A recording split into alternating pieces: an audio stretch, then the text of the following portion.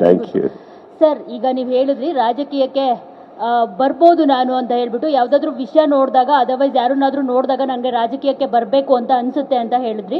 So ಅಕಸ್ಮಾತ್ ನೀವು ರಾಜಕೀಯಕ್ಕೆ ಬಂದರೆ ನೀವು ಚೇಂಜ್ ಆಗ್ತಿರೋ ಇಲ್ಲಿ ರಾಜಕೀಯ ಚೇಂಜ್ ಮಾಡ್ತಾರೋ ಗೊತ್ತಿಲ್ಲ, ಯಾಕಂದರೆ ಇಲ್ಲಿವರೆಗೂ ಬಂದಿರೋರೆಲ್ಲ ಅವರ ರಾಜಕೀಯದೊಳಗಡೆ ಹೊರಟೋಗ್ಬಿಟ್ಟಿದ್ದಾರೆ. ಸೊ ನೀವೇನಾದರೂ ಬಂದರೆ ಇಂಥದ್ದೊಂದು ವಿಷಯದ ಮೇಲೆ ಒಂದು ನಟ್ಟು ಬೋಲ್ಟನ್ನ ಟೈಟ್ ಮಾಡ್ತೀನಿ ಅಂತಂದರೆ ಯಾವ ಒಂದು ವಿಷಯ ನೋಡಿದಾಗ ನಿಮಗೆ ನಾನು ರಾಜಕೀಯಕ್ಕೆ ಬರಬೇಕು ಅಂತ ಅನಿಸುತ್ತೆ ಸರ್? ಇವಾಗ ನೀವು ಹೇಳಿದ್ರಲ್ಲ ಹೋದವರೆಲ್ಲ ಚೇಂಜ್ ಆಗ್ತಾರಂತ, ಚೇಂಜ್ ಆಗ್ತಿದ್ದಂಗೆ ನಾನು ಟೈಟ್ ಮಾಡ್ಕೋತೀನಿ ಫಸ್ಟ್. ಅದು ಬಿಟ್ಟು ಇನ್ನೊಂದು ನೀವು ಏನು ಹಿಂಟ್ ಕೊಡ್ತಾ ಇದ್ದೀರಿ ಅವಾಗಿಂದ ಡಿ ಕೆ ಸಾಹೇಬ್ರ ಬಗ್ಗೆ, ಹೌದೌದು ಅವ್ರ ಬಗ್ಗೆ ಹೇಳಿದ್ದು ನೀವು ನಟ್ಟು ಬೋಲ್ಟು ಅಂತ ಹೇಳಿದ್ರಿ. ಇನ್ಯಾರು ಹೇಳಿದ್ರು? ನಟ್ಟು ಬೋಲ್ಟ್ ಅಂದ್ರೆ ಅವರೊಬ್ಬರೇ ಬರೋದು ಪ್ರಸಿದ್ಧವಾಗಿ.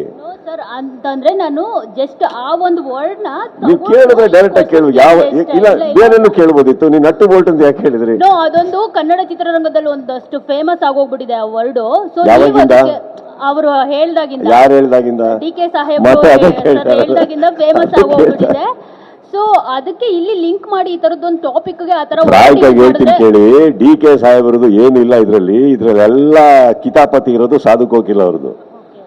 ಓಕೆ, ಸಾಧು ಕೋಕಿಲ ಅವರು ಆಮೇಲೆ ಕುತ್ಕೊಂಡು ಹೇಳ್ತಾರೆ ಎಲ್ಲಾರನ್ನು ಕರೆದ್ರೆ ನಾನು ಹೆಂಗ್ ಮೇಂಟೈನ್ ಮಾಡ್ಲಿ, ಯಾರನ್ನ ಸೆಕ್ಯೂರಿಟಿ ಕೊಡ್ಲಿ ಅಂತ. ಇದನ್ನ ಹೋಗಿ ಅವ್ರಿಗೆ ಹೇಳ್ಬೇಕು ತಾನೆ ಫಸ್ಟೇ. ಅಲ್ಲಿ ಬಂದು ಅವ್ರು ಹೇಳ್ದಾಗ ಸೈಲೆಂಟ್ ಆಗಿ ನಿಂತ್ಕೊಂಡ್ರು, ಕೇಳಿಸ್ಕೊತಾ ಇರ್ತಾರೆ. ಈಗ ಸಾಧು ಇದನ್ನ ನೋಡ್ತಾ ಇರ್ತಾರೆ. ಇದು ಕಿತಾಪತಿ ಸಾಧುದು, ಬೇರೆ ಯಾರ್ದು ಅಲ್ಲ. ಇಂಡಸ್ಟ್ರಿಯಲ್ಲಿ ಯಾರಿಗೆ ವೈಯಕ್ತಿಕವಾಗಿ ಕರೆದಿದ್ದಾರೋ ಎಲ್ಲರೂ ಹೋಗಿದ್ದಾರೆ. ಕರೆಯೋಕ್ಕಾಗದೆ ಇರೋರು ಯಾರು ಬರ್ತಾರೆ? ಬರೋಕ್ಕಾಗಿಲ್ಲ ಕೆಲವ್ರಿಗೆ. ಇನ್ನು ಕೆಲವರು ದೊಡ್ಡ ದೊಡ್ಡ ಲೈನ್ಗಳು ಹೇಳಿದ್ರು, ಪರವಾಗಿಲ್ಲ, ಅದೇನು ತಪ್ಪೇನಿಲ್ಲ. ಫಸ್ಟ್ ತಿಳ್ಕೊಳ್ಬೇಕು ಅಷ್ಟೇನೆ. ಪಾಪ ಸಾಧುದು ತಪ್ಪೇನಿಲ್ಲ, ಅವ್ರು ಇರೋದೇ ಹಂಗಲ್ವಾ, ತಮಾಷೆ ಮಾಡ್ಕೊಂಡಿರ್ತಾರೆ. ತಮಾಷೆ ಮಾಡಿಬಿಟ್ಟಿದ್ದಾರೆ, ಅದು ಸೀರಿಯಸ್ ಆಗಿಬಿಟ್ಟಿದೆ ಅಷ್ಟೇ ಅದು.